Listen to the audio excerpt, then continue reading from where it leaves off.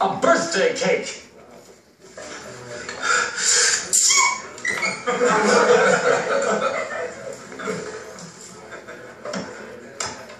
I've seen men in your situation, Troy. No, those both of me. He was on top of the world before, and now no one gives a rat's ass. I can help you with your image. First, lose the jacket. You look like a high school bitch. But more importantly, it's your sneeze. When I was a CEO, I had an array of masculine sneezes, asserting dominance.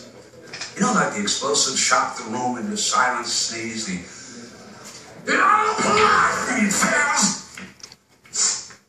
or the draw them in sneeze, you know. Maybe I wouldn't sneeze, because I'm in control. You could even use a sneeze to drive home a point. Like, I think the Cubs are going to win all this year.